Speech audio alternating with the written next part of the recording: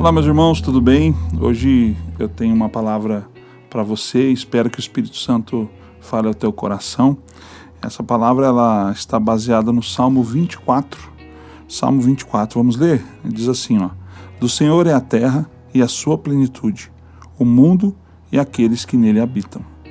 Porque ele a fundou sobre os mares e firmou sobre os rios. Quem subirá ao monte do Senhor, ou quem estará no seu santo lugar? Aquele que é limpo de mãos, puro de coração, que não entrega sua alma à vaidade, nem jura enganosamente. Este receberá a bênção do Senhor e a justiça do Deus da sua salvação. Essa é a geração daqueles que buscam a tua face, ó Deus de Jacó. Levantai, ó portas, as vossas cabeças, levantai-vos, ó entradas eternas, e entrará o Rei da Glória. Quem é esse o Rei da Glória? O Senhor forte e poderoso, o Senhor poderoso na guerra. Levantai, ó portas, as vossas cabeças, levantai-vos, ó entradas eternas, e entrará o Rei da Glória. Quem é esse o Rei da Glória? O Senhor dos Exércitos. Ele é o Rei da Glória.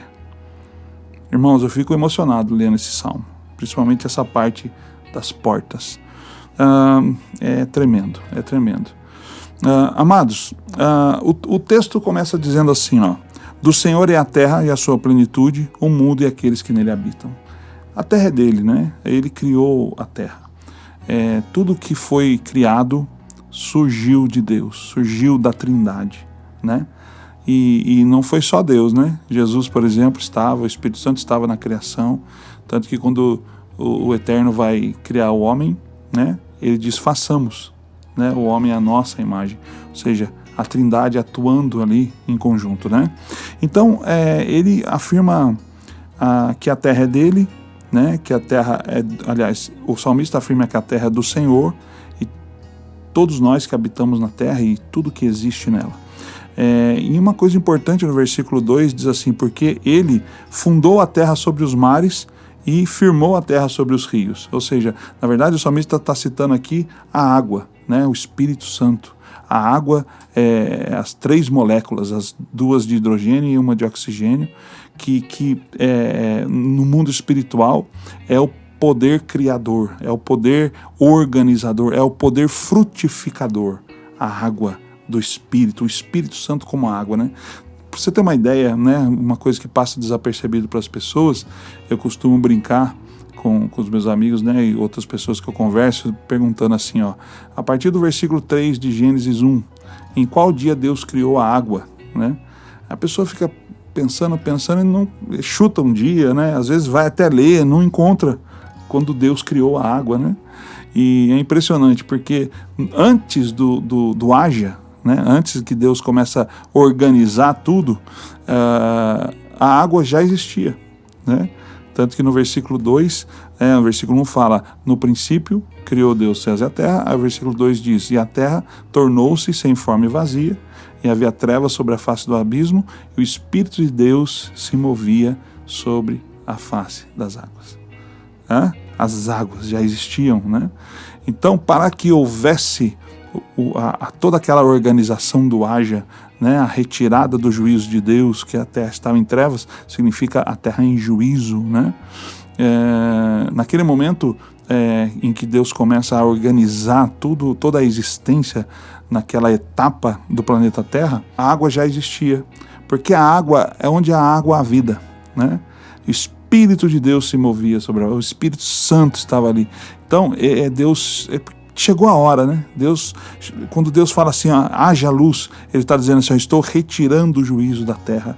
E aí vem a frutificação, a organização, as coisas vindo para o seu lugar, né? Então, esse é o poder da água. Da água, quando eu falo água, eu falo do Espírito, da Trindade, né? As três, a Trindade 3, o número 3, né? Eu tenho uma série no canal que fala, né, sobre o 3, né? E é tremendo. Então aqui no versículo 2, quando ele fala assim que a terra está fundada sobre os mares e firmada sobre os rios, é nesse sentido, né? E aí o versículo 3 diz assim, quem subirá ao monte do Senhor, ou quem estará no seu lugar santo? Estamos falando aqui de transição dimensional, sim ou não? Estamos falando de pessoas humanas, ok? Que tem corpo, alma e espírito, e o salmista pergunta, quem vai conseguir fazer essa transição dimensional? A palavra de Deus fala assim, aquele que é limpo de mãos, puro de coração, não entrega sua alma à vaidade e nem jura enganosamente, coisa que Satanás não fez. Ele foi com o coração rebelde contra Deus, ele foi para tirar Deus do lugar onde Deus estava, para tomar o lugar de Deus. Nós não, nós podemos fazer essa transição dimensional através do nosso espírito quando a gente busca ter mãos limpas, coração puro. Só assim, só tendo mãos limpas e coração puro, não entregando a sua alma à vaidade, nem jurando, nem mentindo. Veja só, hein? Tem muita gente que acha que é normal mentir, muito crente, muito cristão que acha normal mentir. Jurar enganosamente é mentir. Não há espaço para mentira no Monte Santo do Senhor. Não há espaço para isso. Então é importante nós entendermos isso. Precisamos buscar essas características para que possamos nos apresentar ao trono de Deus e adorá-lo e exaltá-lo, porque no ambiente do Monte Santo é onde ele é profundamente adorado. Este receberá a bênção do Senhor e a justiça do Deus da sua salvação. Quando você fala de bênção e justiça, você está falando de filho e servo. O filho recebe a bênção e o servo recebe a justiça de Deus. Qual é a justiça de Deus? É a vontade de Deus, é o que Deus quer que seja feito. Então, o servo, Deus quando olha para você, ele vê você como filho e servo. Para o filho, ele dá a bênção. Para o servo, ele dá a justiça, a direção daquilo que ele deseja. Justiça de Deus significa a vontade de Deus, ok? Aí no versículo 6, esta é a geração daqueles que buscam a tua face, ó Deus de Jacó. Então, meus amados, nós estamos falando de transição dimensional, ok? De repente, o salmista começa a dizer assim, levantai, ó portas, as vossas cabeças, levantai-vos, ó portais eternos, entradas eternas, e entrará o Rei da Glória. Quem é esse Rei da Glória? O Senhor forte e poderoso, o Senhor poderoso na guerra. Levantai, ó portas, as vossas cabeças, levantai-vos, ó entradas eternas, e entrará o Rei da Glória. Quem é esse o Rei da Glória? O Senhor dos Exércitos. Ele é o Rei da Glória.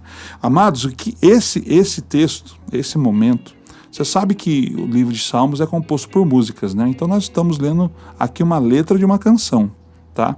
E os estudiosos, né, o pessoal que pesquisou, eles afirmam que nesse momento do levantai, ó portas, as vossas cabeças, os sacerdotes estavam dentro do templo em Jerusalém e os levitas estavam chegando junto com o povo, chegando com a Arca da Aliança. Pensa nessa cena. E quando a Arca da Aliança se aproximava dos portais do templo, os sacerdotes falavam de dentro do templo assim, levantai, ó portas, as vossas cabeças, levantai-vos, portais eternos, e entrará o Rei da Glória. Aí o sacerdote falava assim, quem é esse o Rei da Glória? Aí o povo lá fora gritava, o Senhor forte e poderoso, o Senhor poderoso nas batalhas. Imagina esta cena. Olha, eu me arrepio só de imaginar esta cena no reino material acontecendo naquela época. E imagina hoje, queridos. Quem é o templo hoje? Eu e você, nós somos templo do Espírito Santo. Veja que coisa maravilhosa. Nós somos a entrada eterna. Nós somos os guardiões da glória de Deus hoje, os decodificadores da glória de Deus. Eu quero dizer para você, querido, que você é a entrada eterna. Você que tem mãos limpas, coração puro, que sabe, que consegue transicionar nas dimensões da terra e do Monte Santo do Senhor. Você é separado para ser uma entrada eterna, ou seja, você é a porta eterna onde Jesus vem e se manifesta na humanidade, para a humanidade. É você. Olha que privilégio.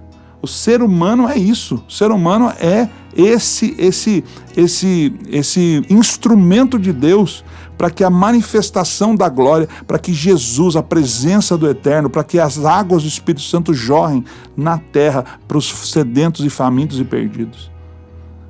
Então por isso que eu me emociono com esse salmo. Esse salmo é maravilhoso. Então eu quero que você entenda isso, busque isso na sua vida, ter mãos limpas, ter coração puro, não mentir, não ser vaidoso, sabe? O pecado da vaidade, né?